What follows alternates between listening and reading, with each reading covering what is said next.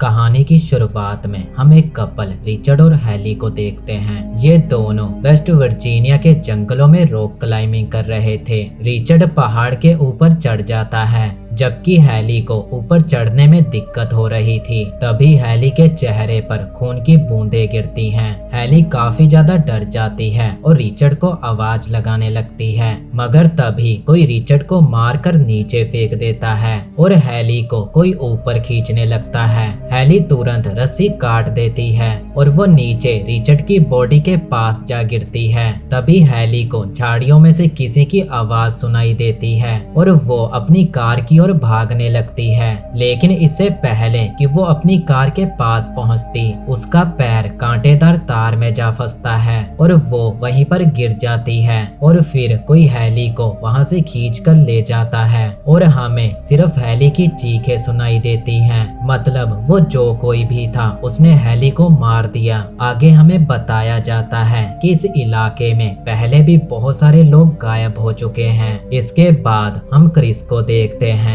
जो job interview देने के लिए वेस्ट वर्जीनिया जा रहा था, लेकिन रोड पर केमिकल गिरने के कारण आगे का रोड पूरी तरह से जाम था और जब तक वो केमिकल रोड से साफ नहीं होता आगे कोई भी कार नहीं जा सकती। लेकिन क्रिस इंटरव्यू के लिए लेट हो रहा था और वो ज्यादा देर तक यहाँ पर नहीं रुक सकता था, तो वो अपनी कार को दूसरे रास्ते की ओर घुमा लेता है। क्रिस के फोन में सिग्नल भी नहीं आ रहे थे, तो वो फोन करने के लिए एक गैस स्टेशन पर रुकता है, लेकिन वहाँ का फोन भी काम नहीं कर रहा था। उस गैस स्टेशन का मालिक एक बूढ़ा आदमी था और वो क्रिस को कोई भी जवाब सही से नहीं दे रहा था। वहीं पर एक मैप लगा था जिसमें क्रिस को एक कच्चा रास्ता दिखाई देता है और क्रिस इसी रास्ते से जाने का फैसला करता है। कुछ दूर जाने पर क्रिस को उस रोड पर एक मरा हुआ हिरन दिखाई देता है, जिसके कारण उसका ध्यान भटक जाता है और उसकी कार सामने खड़ी एक दूसरी कार से जा टकराती है।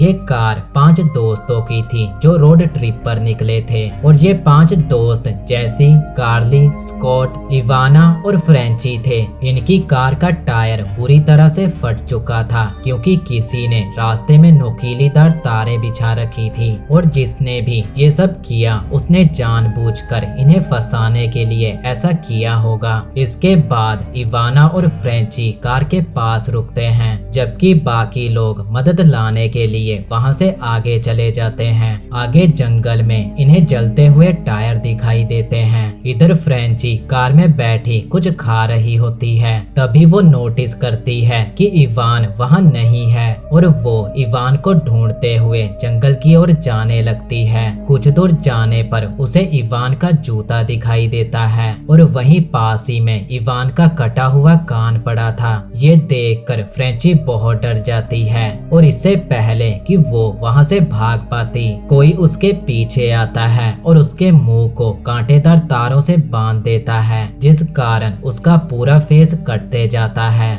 उधर इन सभी को जंगल के बीचों बीच एक केबिन दिखाई देता है और वहां पर इन्हें बहुत सारी गाड़ियां दिखाई देती हैं। ये लोग उस केबिन के अंदर जाते हैं ताकि वहां पर रहने वाले लोगों के फोन से कॉल करके मदद मंगा सकें। अंदर से वो केबिन बहुत ही ज्यादा गंदा था। इन्हें वहां पर गाड़ियों की बहुत सारी चाबियां और कांटे वाले वायर दिखाई देते हैं। इसके अलावा इन्हें बाथरूम और फ्रिज में इंसानों के बॉडी पार्ट मिलते हैं। ये सब देखकर इनकी हालत खराब हो जाती है और इन्हें समझ आ जाता है कि इन्होंने यहाँ आकर बहुत बड़ी गलती कर दी है। ये लोग तुरंत उस केबिन से भागने लगते हैं, लेकिन तभी बाहर एक ट्रक आता है और उस ट्रक के पीछे इनकी कार थी। अब इनके पास बाहर जाने का रास्ता नहीं था, तो ये लोग घर के अंदर ही छुप जाते हैं। ये लोग देखते हैं कि वो 3 लोग हैं और उनके पास बहुत खतरनाक हथियार हैं और उन्होंने फ्रेंची को बुरी तरह से मार डाला है।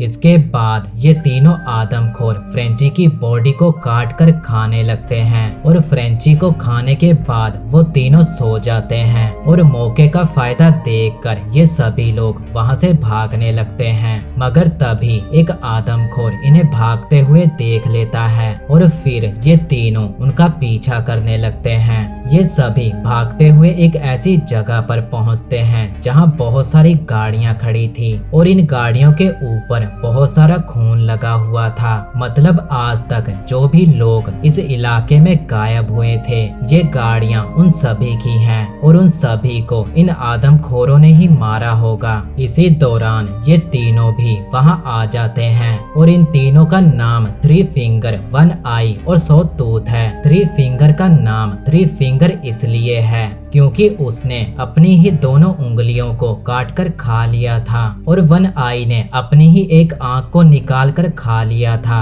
और सौ टूथ अपने दांतों को दीवारों पर रगड़ता रहता था। इधर क्रिस वहां से भागने के लिए एक प्लान बनाता है। वो उन आदमखोरों का ध्यान भटकाने के लिए झाड़ियों की ओर भागने लगता है। तभी वो आदमखोर उस पर गोलियां चलाने लगते हैं और एक गोली क्रिस के पैर पर जा लगती है और ये आदमखोर क्रिस की ओर बढ़ने लगते हैं। क्रिस को बचाने के लिए स्कॉट दूसरी ओर भागने लगता है और ये आदमखोर स्कॉट पर भी गोलियां चलाने लगते हैं, लेकिन वो बचकर झाड़ियों में भाग जाता है और फिर ये आदमखोर स्कॉट का पीछा करने लगते हैं। मौके का फायदा उठाकर दोनों लड़कियां क्रिस को लेकर गाड़ी के पास पहुंचती हैं। इन्हें गाड़ी में इवान की डेड बॉडी दिखाई देती है। ये लोग उन आदमखोरों की गाड़ी को लेकर वहां से भागने लगते हैं और दूसरी तरफ वो आदमखोर स्कॉट का पीछा कर रहे थे। कुछ दूर जाने पर इन्हें सामने स्कॉट दिखाई देता है। स्कॉट गाड़ी के पास पहुंचने ही वाला था कि तभी वो आदमखोर स्कॉट के ऊपर तीर चला देते हैं और स्कॉट वहीं पर मारा जाता है।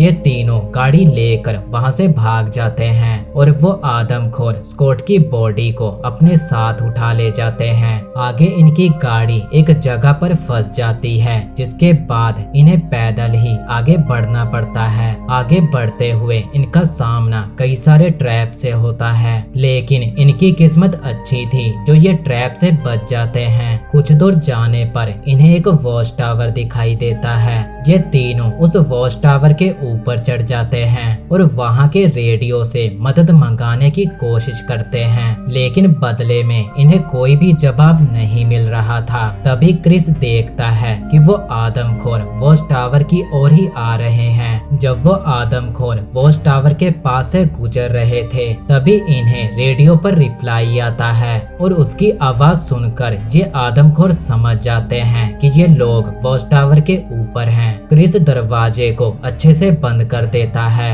जब ये आदमखोर वॉच टावर के अंदर नहीं आ पाते तो ये लोग वॉच टावर को आग लगा देते हैं। अब इनके पास कोई और रास्ता नहीं था तो ये लोग पास वाले पेड़ पर छलांग लगा देते हैं और वो आदमखोर इन्हें देख लेते हैं। थ्री फिंगर पेड़ के ऊपर चढ़ जाता है। ये तीनों एक पेड़ से होकर दूसरे पेड़ की ओर जा रहे थे। वो आदमखोर तीरों से इन पर हमला करते हैं। तभी थ्री फिंगर को कार्ली दिख जाती है और वो कुल्हाड़ी से कार्ली का मुंह चीर देता है और कार्ली वहीं पर मारी जाती है। ये दोनों वहां से भागकर एक झरने के पास जा छुपते हैं और अंधेरा होने के कारण वो आदमखोर इन्हें ढूंढ नहीं पाते। पूरी रात ये दोनों वहीं पर रहते हैं। सुबह होते ही ये दोनों वहां से निकलते हैं और फाइनली इन्हें रोड मिल जाता है। तभी वो आदमखोर इन पर हमला कर देते हैं। क्रिस पहाड़ से नीचे जा गिरता है और वन आई जैसी को उठाकर ले जाता है। क्रिस को रोड पर पुलिस की कार दिखाई देती है। वो भागकर पुलिस ऑफिसर के पास जाता है, लेकिन इससे पहले कि क्रिस उसे कुछ बता पाता, सामने से एक तीर आता है जो उस पुलिस ऑफिसर के सीधा आंख में जा लगता है। क्रिस कार के नीचे जा छुपता है। तभी वहां पर सौ टूथ आता है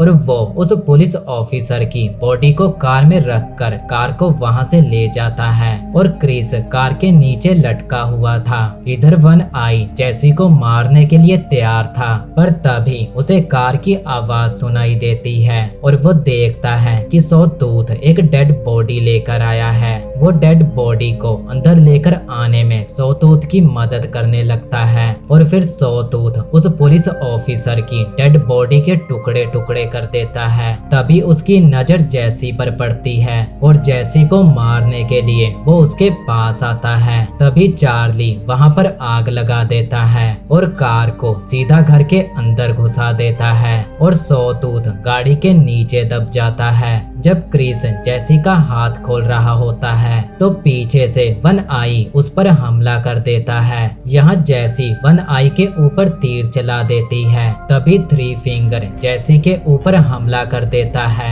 लेकिन जैसी कुल्हाड़ी से थ्री फिंगर को जख्मी कर देती है। यहाँ ये तीनों आदमखोर जख्मी तो हो चुके थे लेकिन अभी भी जिंदा थे और क्रिस के पास जो गन थी उसमें सिर्फ एक ही गोली थी। तो क्रिस फ्यूल टैंक को शूट करके पूरे केविन को ही उड़ा देता है और ये दोनों गाड़ी लेकर वहाँ से निकल जाते हैं। क्रिस सबसे पहले उस गैस स्टेशन पर जाता है और वहाँ पर लगे उस मैप को हटा देता है। कहानी के आखिर में एक पुलिस ऑफिसर उसी जगह पर इन्वेस्टिगेशन करने आता है। वो ऑफिसर वहाँ पर छानबीन कर रहा था कि तभी पीछे से थ्री फिंगर उस पर हमला कर देता है। मतलब साफ था ये आदमखोर अभी भी जिंदा थे।